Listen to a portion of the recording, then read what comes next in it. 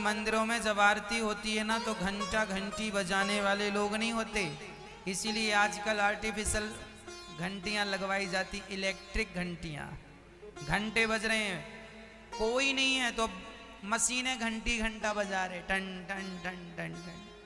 अधिकाधिक मंदिरों में इलेक्ट्रिक घंटे लग गए कि नहीं? हाँ या ना? लग गए ना? क्यों लग गए? क्योंकि कोई रियल में घंटा बजाने वाला आता ही नहीं है। मंदिर सूने पड़े हैं और मधुशालाएं भरी हैं, शराब की दुकानें भरी हैं। ये कलयुग है। मंदिर जाना नहीं चाहता कोई और शराब की दुकान में भीड़ लगी है साहब, भीड़ लगी है। ये कैसा कन्यादान पिता ही। आजकल तो पिता भी कन्याओं का धन खाने लग गए हैं। ये हम नहीं कह रहे हैं, रफी जी बहुत पहले ये गीत गा के चले गए।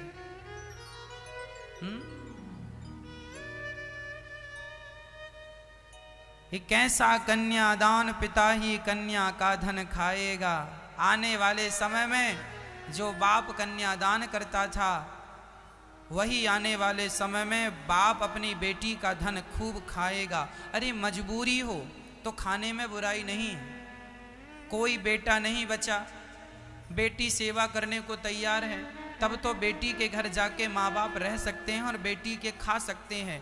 पर सब कुछ अच्छा होने पर भी यदि बेटी से हम पैसा लें, बेटी का खाएं, वह तो शोभायमान नहीं।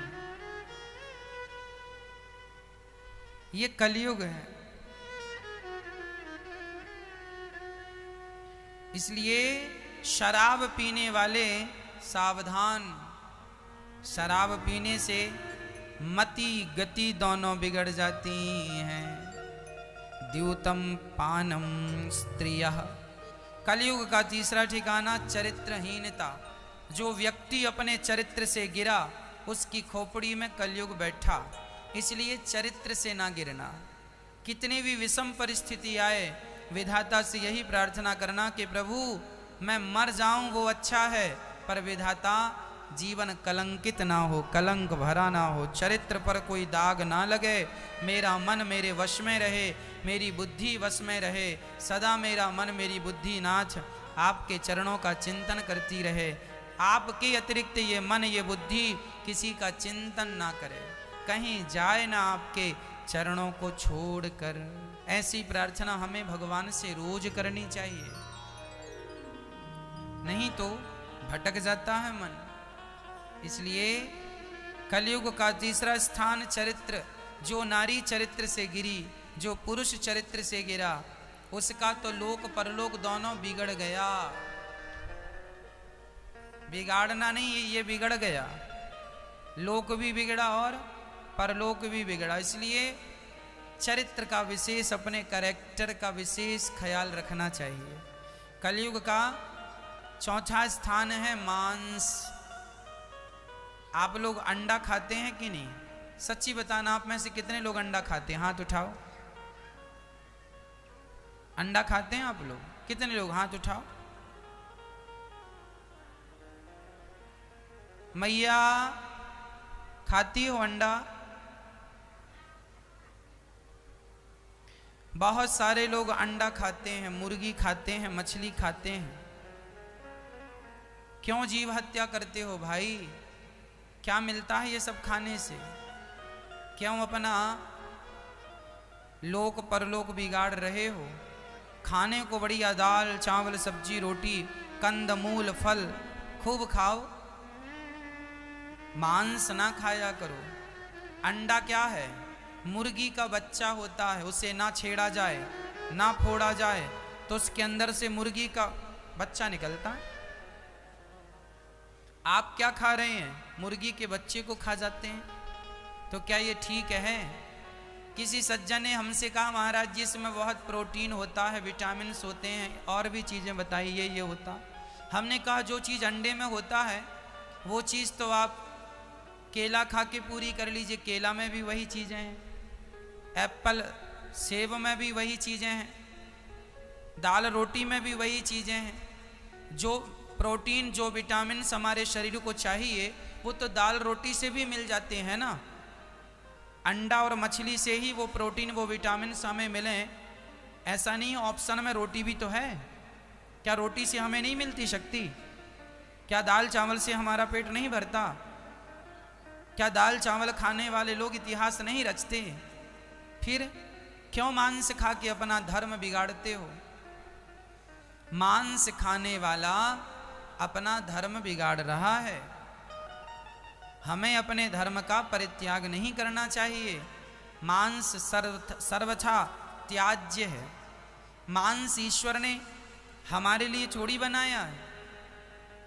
अरे शेर मांस खाता है, शेर को पाप नहीं लगता क्योंकि ईश्वर ने उसके दांत भी बड़े बड़े बनाए हैं। मांस खाने वाले जानवरों के बड़े बड़े कैनाइन दांत होते हैं, बड़े बड़े बगल में, कुत्ते के, बिल्ली के, इनके दांत अलग होते हैं। आपके दांत तो ऐसे नहीं है कुत्ते बिल्ली जैसे के हैं। ये करो, ये हम देखे हैं कि नहीं हैं? कुत्ते बिल्ली शेर जैसे आपके दांत हैं? नहीं ना, नहीं है। आप भी चेक कर लेना, ईश्वर ने आपको दे तो नहीं दिए चौड़ेलन टाइप के। फिर जब ईश्वर ने आपको वो वाले दांत नहीं दिए, डॉक्टर भी कहते हैं, जो समझदार डॉक्टर हैं, कि जो तुम्हारा पेट है ना वह दाल चावल रोटी को जल्दी से पचा लेता है, पर जो तुम्हारी जठराग्नि है वह मांस को पचाने के लिए ईश्वर ने बनाई ही नहीं। जबरदस्ती लोड डाल रहे हो, जल्दी बिगड़ जाएगी। पेट नहीं है हमारा मांस पचाने लायक, हमारा पेट तो दाल चावल रोटी पचाने। शेर की जठराग्नि तीव्र होती है, शेर पचा सकता है, शेर खाता है, शेर अब उसका अपना धर्म है। शेर को गाय चारा खाती है, शेर मांस खाता है।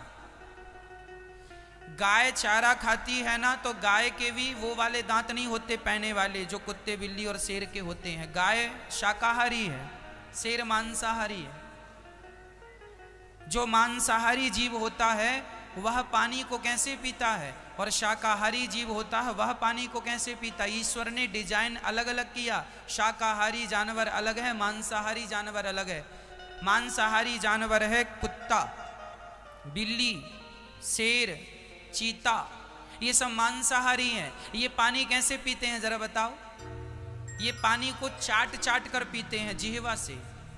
और भैंस, बकरी, गाय, ये कैसे पानी पीते हैं? ये चाट कर नहीं पीते, ये अपने मुंह से या होंठों से पानी पीते हैं। हाँ या ना? सही है। अब आप अपनी बताओ, तुम कैसे पानी पीते हो? चाट के गाय की तरह पानी तुम पीते हो कि बिल्ली और शेर की तरह तुम पानी पीते हो? कैसे पानी पीते हो? गाय की तरह। यदि तुम्हारे दोनों हाथ पीछे कर दिए जाएं और बाल्टी में पानी भर के कहा जाए पियो, तो तुम पानी गाय की तरह पियोगे, शेर की तरह नहीं पियोगे। हाँ या ना? मतलब ईश्वर ने जानवर जो मांसाहारी जानवर हैं उनको अलग सिस्टम दिया, चाट चाट के पानी पीते। कुत्ता भी चाट के पानी पीता है, बिल्ली भी चाट के पानी। जो जीव चाट चाट के पानी पिए ये मांसाहारी है, और जो मुंह से पानी पिए वो शाकाहारी है। इसका अर्थात ईश्वर ने तुम्हें जन्मजात शाकाहारी बनाया, फिर भी तुम मांस भक्षण करोगे तो अगले जन्म में कुत्ता बना के भेजेगा। फिर चाटते रहना पानी को, हड्डी लेके घूमते रहना मुंह में दबाए, जैसे कुत्ता हड्डी लेके भागता है ना। आप भी मांस का सेवन करेंगे तो अगले जन्म में ईश्वर मांसाहारी बना देगा। तुम्हें बड़ा मांस पसंद है, जाओ कुत्ता बन जाओ, बिल्ली बन जाओ, फिर चूहे को बैठी बैठी, जैसे आजकल अंडा देखती हूँ, कब अंडा आएगा कब अंडा आएगा, ऐसे फिर चूहे को देखना बिल्ली बन के, कब चूहा निकले कब झपट्टा मारना है। अंडा, मुर्गी, मांस, ये सब जीव है। आप मछली को पानी से निकालते हैं, तड़पती है कि नहीं? हाँ या ना? तड़पती है ना बच्चा? क्यों तड़पती है? क्योंकि वो फिर से पानी में जाना चाहती है, वो अपनी जान बचाना चाहती है। मछली को भी अपनी जान बड़ी प्रिय है। जैसे आपको अपनी जान प्रिय है, ऐसे मछली को भी अपनी जान प्रिय है। तड़पती है बेचारी, लेकिन तुम इतने निर्दयी हो, तड़पती मछली को खा जाते हो। इतनी निर्दयता तो नहीं थी। अरे हम भारत के लोग, तुम तो मांस ना खाओ, अमेरिका, जापान, लंदन के लोग मांस खाते हैं, चलो वो मांसाहारी हैं, वो सत्संग नहीं करते, उनके यहाँ इतना विवेक नहीं है, इतना ज्ञान नहीं है, वो भोगवादी है। हमारा भारत तो भक्तिवादी है, योगवादी है।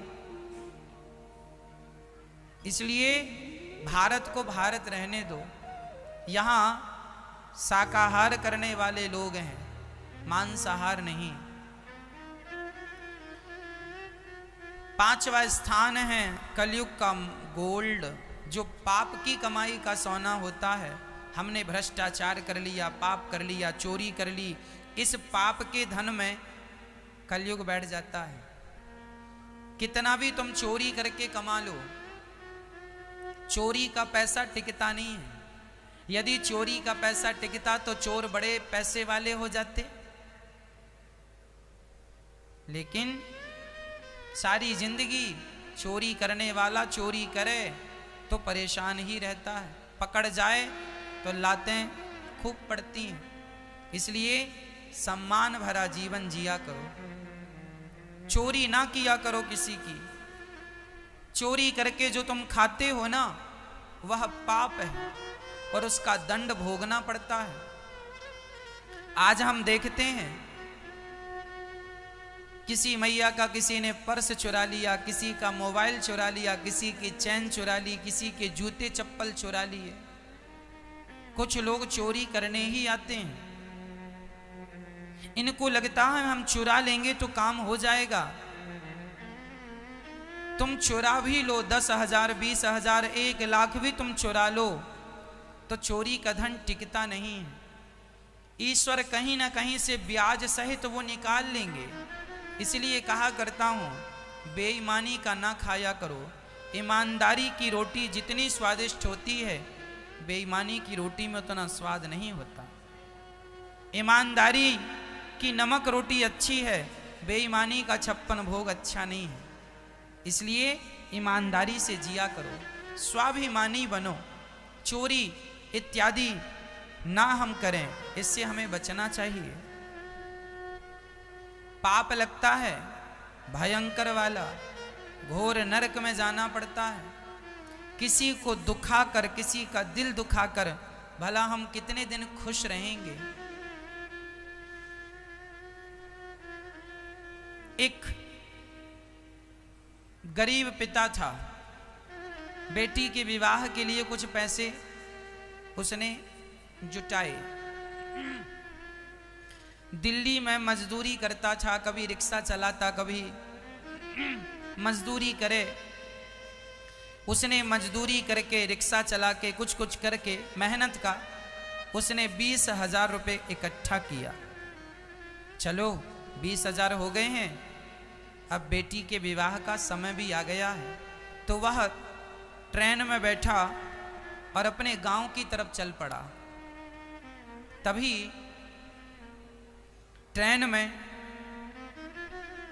कुछ बदमाश, चोर, लुटेरे चढ़ गए और उस आदमी ने पैसे वैसे तो संभाल के रखे थे, 20,000 अपनी बेटी के विवाह के लिए जुटाने आया था। जब लेकर वो चला, संभाल के रखा, पर नींद आई जब ट्रेन में सोया तो चोरों ने तो चोर उसका जेब काट लिया। वो 20,000 चोर लेके भाग गए। अब वो जब जागा और जब उसने अपने जेब को देखा तो पैसे गायब। लगा रोने, हे विधाता, खून पसीना बहाकर मैंने 20,000 इकट्ठे किए और वो भी अपने लिए नहीं, अपनी बेटी के लिए, और चोरों ने चुरा लिया।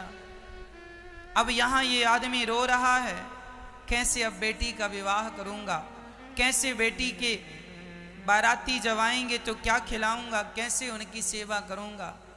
इतनी महीनों तक मेहनत की, तब ये इकट्ठे हुए, पसीना बहाया, खून बहाया, लोगों का अपमान सहा, तब ये पैसा मिला। और चोर जिनने चुराए वो बड़े प्रसन्न हैं, वाह आज तो हमने बहुत उड़ा लिया, बहुत कमा लिया। अब मुझे ये बताओ कि जिसे ये 20,000 मिल गए वो बड़ा प्रसन्न हो रहा है और जिसके चले गए वो रो रहा है। तो अब मुझे आप बताना कि वो रो रहा है तो क्या उसके आंसुओं को बहाकर, उसे दुख देकर क्या ये पैसा इन्हें सुखी बनाएगा? कितने दिन हंसोगे बेटा, कितने दिन हंसोगे, कितने दिन मुस्कुराओगे और कितना काम बनाओगे 20,000 से? ईश्वर के घर देर नहीं है। तुम चोर हो ना, तो हमारा कन्हैया भी चित्त चोर है। तुम चोरों की पूरी डायरी उनके पास है। जब हिसाब किताब होगा तब तुम्हारी अकल ठिकाने आएगी। ईश्वर के घर देर होती है मेरी मां, अंधेर नहीं होती। इसलिए गलत ना करना, किसी को सताकर पैसा कमाना सबसे बड़ा पाप है। जो हम मेहनत से कमाते हैं वो हमारा है, ईमानदारी से हमें मिलता है वो हमारा है। बेईमानी का तो करोड़ पड़ा हो हमारे लिए माटी है, कोई मतलब का नहीं वो हमारा धन। भक्तमाल में कथा आती है राका और बांका की। राका की पत्नी का नाम है बांका। ये दोनों पति पत्नी गरीबी में अपना गुजर बसर करते थे और भगवान का खूब चिंतन करते थे। भगवान की बड़ी कृपा थी। ये दोनों पति पत्नी भगवान से अत्यधिक प्रेम करते थे। एक बार जब ये इतना प्रेम करते तो एक बार नामदेव जी ने विट्ठल भगवान से कहा कि प्रभु ये भक्त बहुत प्रेमी है, आपका बहुत नाम जपते हैं, आपसे बड़ा प्यार करते हैं, आपके प्रति बड़ी श्रद्धा है, और ये इतने गरीब हैं कि ये दोनों जंगल जाते हैं, लकड़ियां समेट कर लाते हैं, उसे बेचते हैं, जो पैसा मिलता है उससे रोटी बना के भोग लगा के खा लेते हैं। आज खा लिया, कल की चिंता नहीं, कल फिर लकड़ी बीन के बेच के खाएंगे। तो नामदेव जी ने कहा प्रभु विट्ठलनाथ जी आप कुछ इनकी मदद करो। भगवान बोले ठीक है कल करते हैं। तो जब राका बांका जा रहे थे जंगल लकड़ी लेने तो भगवान ने इनके रास्ते में सोने के सिक्के, सोने की थैलियां डाल दी। जब सोने की थैली राका ने देखा कि सोना पड़ा है तो राका ने तुरंत सोने पर मिट्टी डालनी शुरू कर दी। थोड़ी देर में उसकी बांका अर्थात पत्नी आई। अच्छा राका को ये लग रहा था कि कहीं मेरी पत्नी सोना देख के ये ना कहे कि उठा लो, क्योंकि माताओं का ज्यादा ही मन रहता सोने की तरफ, कहीं उठा ना ले। तो एक काम करो मिट्टी डाले। राका मिट्टी डाल रहे तब तक पत्नी आ गई बांका। उसने कहा स्वामी जी माटी के ऊपर माटी डालने से क्या फायदा? तब राका आश्चर्यचकित हो गए कि वाह, जिसे मैं सोना समझ रहा था मेरी पत्नी तो उसे माटी समझ रही है। वाह तू तो मेरे से भी 4 कदम आगे निकली। मेरी दृष्टि में ये सोना था पर बांका की दृष्टि में ये माटी था। पराया धन जमीन में पड़ा है, रास्ते में करोड़ पड़े हैं, वो हमारे लिए माटी है। विट्ठल भगवान ने कहा नामदेव जी देखो हमने बिछाया तो सही पैसा पर इसने तो लिया ही नहीं, छोड़कर चला गया। तो भगवान ने कहा कि चलो एक काम करते हैं, जंगल की लकड़ियां हम लोग समेट देते हैं ताकि इन्हें कोई दिक्कत ना हो। तो भगवान विट्ठल ने अपनी माया से सारी लकड़ियों के गट्ठे बना दिए और गट्ठे बनाकर रख दिए ताकि राका वाका गट्ठा उठाएं और चलें। जैसी राका वाका गए देखा कि सारी लकड़ियां जंगल की गट्ठा बनी रखी हैं। राका वाका ने कहा राम राम।